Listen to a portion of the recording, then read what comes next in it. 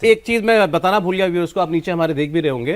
आप हमारा प्रोग्राम देख रहे हैं इस वक्त, जितने मेरे व्यूअर्स देख रहे हैं अभी, आप अपने कोई कमेंट्स हो या कोई सवाल हो, कोई सुझाव हो, तो अभी जरा आप सोशल मीडिया उठाइए, ट्विटर एक्स पर जाइए और हैशटैग कॉफी पर कुरुक्षेत्र @IndiaTV News ये आपको डालना है। मैंने अपना फोन हाथ में लिया हुआ है, मैसेजेस में लगातार चेक कर रहा हूँ। आपका कोई बेहतरीन मैसेज होगा मैं यहाँ अपने मेहमानों के बीच में रखूंगा। कोई आपका इनसे प्रश्न भी होगा तो वो भी पूछेंगे लाइव अपने आपके टीवी पर। आप टीवी पर मुझे देखिए, मैं फोन पर आपको पढ़ रहा हूँ। ठीक जी सर। अब ये बात हुई सीसा माउंटू रामपुर, योगी जी ने कहा कि भाई तुम रामपुर जीतते हो, 60% मुसलमान है, सीसा माउंट क्यों नहीं जीतते? रामपुर जीते हैं, पिछला उपचुनाव जीते हैं। आम चुनाव हार गए, आम चुनाव हाँ, लेकिन उपचुनाव जीते। 2022 हारे थे, बाई इलेक्शन जीते, लोकसभा का भी बाई इलेक्शन जीते और आजमगढ़ का बाई इलेक्शन भी जीते थे। और ये सदर आजमगढ़ भी जोड़ शहर की सीट है, क्योंकि आजमगढ़ यादव और मुस्लिम बाहुल्य, यस आजमगढ़ भी जीते, तो वो भी बाई इलेक्शन और जनरल इलेक्शन फर्क यही होता है। बाई इलेक्शन में जो रूलिंग पार्टी होती है उसको एक स्वाभाविक एज होता है किसी भी जगह। आमतौर पर अगर सरकार के खिलाफ बहुत गुस्सा ना हो तो आमतौर पर बाई इलेक्शन में एक स्वाभाविक एज होता है। और दूसरा क्या होता है, बाई इलेक्शन जो तंत्र का जो प्रभाव होता है ना, वो बाई इलेक्शन में ज्यादा प्रभावशाली होता है। ऐसा क्यों? लिमिटेड होता है, स्टेट गवर्नमेंट की मशीनरी पूरा चुनाव कराती है। जनरल इलेक्शन में आपको 80 की 80 सीटें देखनी है, 403 सीटें देखनी है, फोर्सेस डिवाइडेड होती हैं, सेंट्रल फोर्सेस आती हैं, चुनाव आयोग बहुत डायरेक्ट मॉनिटरिंग करता है, बहुत सारे फर्क होते हैं बाई इलेक्शन में। दूसरा ये भी होता है बाई इलेक्शन में कि लोगों की मानसिकता भी होती है कि भाई अब जो पार्टी सरकार में है, विधायक से हमें 10 काम लेने हैं रोजमर्रा, तो उसी को जिताओ जो एक साइकोलॉजी होती है।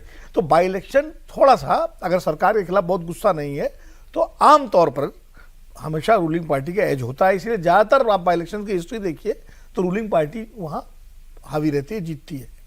लेकिन अगर सरकार के खिलाफ बहुत गुस्सा हो तब लड़ाई अच्छी होती है। और उसमें कई बार, अब जैसे कई बार कैंडिडेट के खिलाफ हो जाता है। घोसी का जो बाई इलेक्शन हुआ था इसी हाँ, बिल्कुल है, तो दारा सिंह चौहान, वहां कैंडिडेट से नाराजगी थी दारा सिंह चौहान से, क्यों दारा सिंह चौहान बार बार इधर से उधर से इधर करते रहे। और जिस तरह से प्रदीप जी ज्यादा उसकी व्याख्या अच्छी करते हैं कि उनको जिस तरह भेजा गया था बीजेपी में और फिर बीजेपी में लिया गया, तो उसका जनता ने सबक दिया। तो कुल मिलाकर के जो अब जो 10 सीटों का बाई इलेक्शन है, ये 10 सीटों का बाई इलेक्शन योगी जी के लिए के पॉलिटिकल सर्वाइवल के लिए, जो जिस पर हम लोग बहुत चर्चा कर चुके हैं अपने इसी कार्यक्रम में, दिल्ली और लखनऊ के बीच में जो रस्साकसी रही, वो बहुत जरूरी है उसके नतीजे। 5 सीटें एनडीए के पास थी। हमें तो समझे तो सर्वाइवल स्टेज से पार हो गई बात। अब नहीं, सर्वाइवल का तो सवाल नहीं है, नहीं मैं जो प्रतिष्ठा का सवाल, प्रतिष्ठा आप कह लीजिए, ज्यादा सोफिस्टिकेटेड वर्ड है और उसको मैं सर्वाइवल कहता हूं, क्योंकि नहीं, सर्वाइवल का तो मतलब होता है कि हार जाएंगे तो हटा दिए जाए। नहीं, तो अब ये मानेंगे क्या वो दिल्ली वाले? अभी तो उन्होंने, जैसा हम लोग उसमें कहते थे भाई बाई इलेक्शन से पहले कोई चेंज नहीं होगा, अभी लोग कहते थे बाई इलेक्शन तक, तो उसके बाद बाई इलेक्शन के नतीजों वो चर्चाएं फिर से शुरू ना हो जाएं। और अगर मान लीजिए, चूंकि सब कुछ कभी काल्पनिक है, नतीजे आए नहीं है, अगर बीजेपी लूज कर गई अपनी जीती हुई सीटें, मान लीजिए 10 में से अगर 5 अपनी है ना, इनकी 5 एनडीए की हैं, 3 अपनी है, एनडीए की 5 है, एनडीए की 5 है, 5 समाजवादी पार्टी की है, तो फिर वो चर्चा शुरू हो जाएगी। हटे ना हटे वो अलग बात है, लेकिन चर्चा शुरू हो जाएगी। जो विरोधी खेमा है वो फिर शुरू हो जाएगा। फिर केशव प्रसाद मौर्य कहेंगे संगठन से सरकार से संगठन बड़ा है, मतलब इस तरह के बयान। इसलिए एक सीट घूम रहे हैं योगी, तो एक सीट घूम रहे हैं, पूरी जिम्मेदारी इनकी है। मैं इसलिए लेकर आना चाहता है 40-60-60-40 वाली बहस पर। ये तो 2 कॉन्स्टिट्यूएंसीज का कंपैरिजन हो गया, रामपुर और सीसम, ये तो एक बात है। मैं इसके जरिए योगी आदित्यनाथ का यूपी के मुसलमानों के साथ क्या है नाता, क्या रिश्ता है? मतलब ये रिश्ता, जैसे मुझे याद आ रहा है, अभी बड़े उल्टे सीधे बयान देते रहते हैं मुस्लिम क्लेरिक हैं, बरेली वाले जो हैं, वो आला हजरत के जो वो हैं, हाँ जी, तौकीर रजा ने कह दिया था कि कुछ एक मामले छोड़ दिए तो bye and large Yogi Adityanath राजधर्म का पालन करते हैं।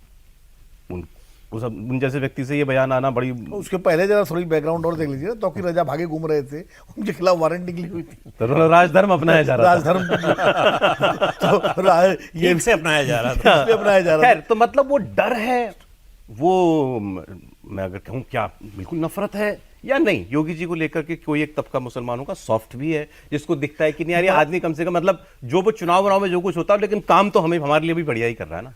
देखिए, एक तबका जिसको आप खास करके महिलाओं का तबका जो है, अब मैं उसको बहुमत संख्यक नहीं कह सकता कि बहुत सारी महिलाएं एकदम सॉफ्ट है, लेकिन एक जो खास करके जो अपराधियों से जो त्रस्त रहा है तबका, वो देखिए अपराधी होता है, चाहे वो मुस्लिम हो चाहे हिंदू हो, उसका शिकार जो है आम जनता होती है। तो उसमें जरूर एक वो है, अदरवाइज इन जनरल मुस्लिम कोई बहुत ज़्यादा सॉफ्ट हो, बहुत ज़्यादा उदार हो, मुझे नहीं लगता। ऐसी कोई मतलब मुझे इस तरह की कोई स्टडी मेरे पास नहीं है, लेकिन ये जरूर माना जाता है कि कुछ अब जैसे सरकारी योजनाएं जितनी हैं उनकी सबकी तो उसके लाभार्थी वर्ग में तो सारे शामिल हैं उसमें, और चाहे उसमें शामिल आप उसमें पिक एंड चूज कर भी नहीं सकते। कोई भी सरकार ये नहीं कर सकती कि ये स्कीम खाली हिंदुओं के लिए है या ये मुसलमानों के लिए है।